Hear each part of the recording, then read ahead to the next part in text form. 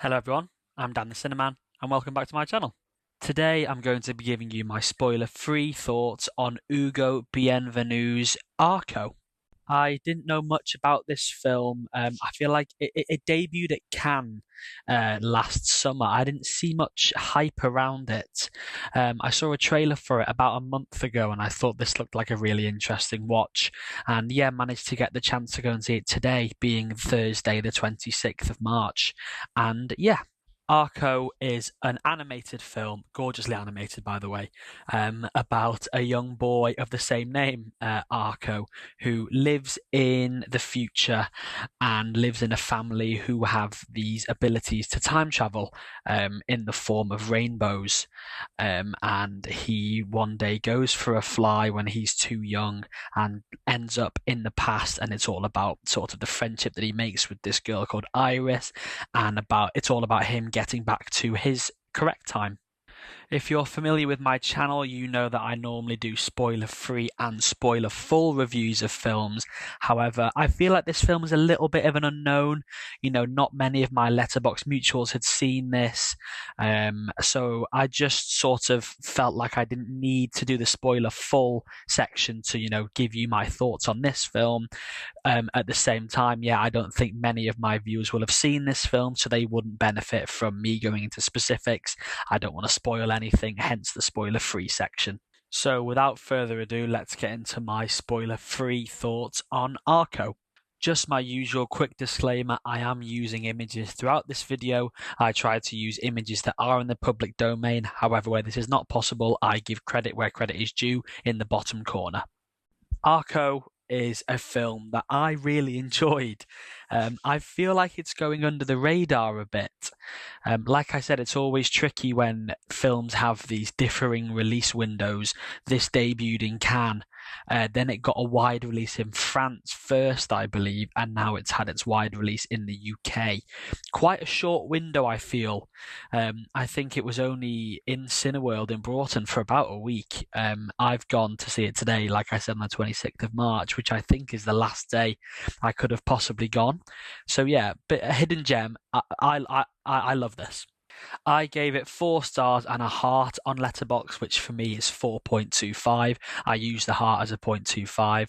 It's a fun feature that I think everyone uses in slightly different ways. But yeah, that's the way I use it. And I said, fantastic little gem of a watch. Loved the world and cared for the characters. Soundtrack was insane. Animation was beautiful. My screening was empty bar me. What more could you want? And then I put a quote in from the film. Yeah, this obviously is an animated film. The animation was gorgeous. It was like a Western Studio Ghibli. A bit different to Ghibli though. It was a little bit more stop motiony rather than the sort of more, pure hand drawn and sort of smooth animation of Studio Ghibli. This is a little bit more stop motiony, which I really enjoyed. Yeah, looked really nice. The colors were great. The expressions on the characters' faces, the voice acting as well. I saw this, unfortunately, I saw it dubbed. I didn't have a choice, but the voice cast was really good. You had Natalie Portman, Mark Ruffalo, Will Ferrell, Andy Samberg, and you had Andy Samberg, Will Ferrell, and Flea as these three brothers who were like the comical figures of the movie. That was really fun. That really brought a sort of energy to those characters that they needed, and yeah, really drew me into the film. And yeah, really enjoyed this. This was Ugo Bienvenu's directorial debut of a feature-length film, which is really impressive. It was also the composer, Arno Toulon, apologies, I'm definitely butchering that nice name of his.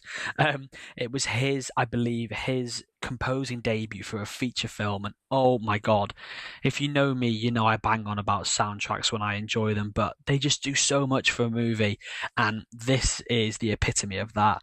Just accentuates its massive, heartwarming scenes, just makes you feel that even more, really drives it home. All the emotional scenes, all the, sort of important films, the climactic scenes. Yeah, fantastic here. Really happy that I saw this on the big screen and, yeah, heard it on the big speakers.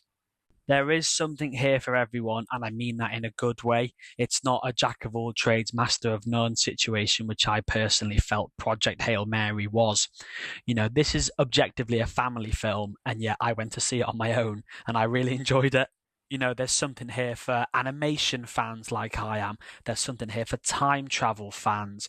It's a family film. It's about sort of children's friendship and how important they can be and how lasting they can be. And, it's about exploration and imagination.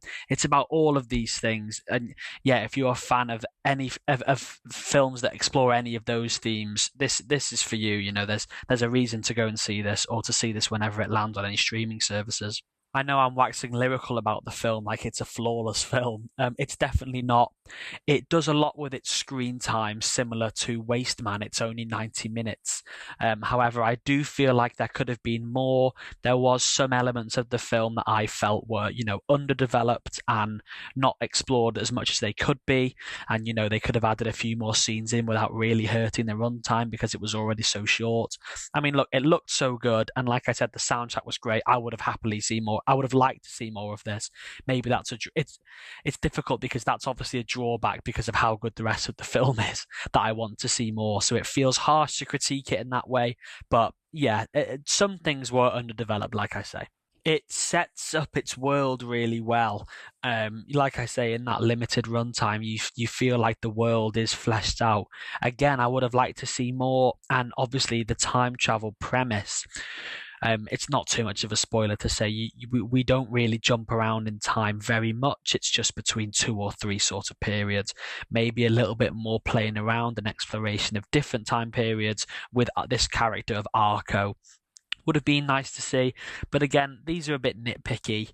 If I'm honest, I actually don't really love sort of critiquing a film. I think I've said it before. I've classed myself as like a film enjoyer rather than a film critic. I almost feel like I've not given it 5 stars, so I'm almost now feeling like I have to justify why I only gave it 4, if you know what I mean. But there isn't really that many sort of negatives. You know what I mean? It's just for what it does and what it achieves. What it tries to achieve, it nails it. And I'd say it's like I was close to giving it 4.5, to be honest. But yeah, 4.25. This was a great watch. I mentioned in my letterbox review about the characters and how I loved them and cared for them, and that's because of the writing. Really, it's great writing. The characters are motivated. The motivation makes sense. There's development there. There's real stakes. There's some big moments with these characters. There's some great comedic moments. It's a great ensemble cast, really, of all these characters, and yeah, I really enjoyed that aspect of this film. The ending was near perfect as well. When it ended, I had a big smile on my face, which is always a compliment to a film. It ended right where it should have. I said in my Project Hail Mary review that I hate when a film doesn't know when to end. This was not the case here. It ended perfectly. We saw all the things play out. Like I said, would have loved to see a little bit more, but that's mainly because of how good the rest of the film is. With its runtime, it achieves a lot. It didn't drag, but I felt like I'd been there for a while, which is sort of a compliment to how engrossed I was in the world. It felt like I was there. It felt like, I just didn't want it to end. And yeah, that's the biggest compliment I can pay it, really. I really enjoyed Arco. I think you would too. Like I said, there's something here for everyone. If you can, do go and see it in the cinema. It's such a good looking film. You want to see this on a big screen. Like I said, the soundtrack as well. You want to hear this in the big speakers. And yeah, this does give me the vibes that it will be coming to streaming quite quickly. I think on the sort of intro titles for the film, it did say something about Netflix France. So maybe this will drop on Netflix soon, and if it does, I would definitely recommend giving this your time. In terms of my next watch, I think it's going to be the drama starring Robert Pattinson and Zendaya. I do feel like we're entering a bit of a lull. I feel like there's been quite a few releases coming out at the start of the year, but now we're entering that sort of dip in the release schedule. But yeah, really excited for the drama, and yeah, that'll probably be my next video. But for now, do go and see Arco. I hope you enjoyed my spoiler-free review. I've been Dan the Sin Man, and I'll see you at the movies.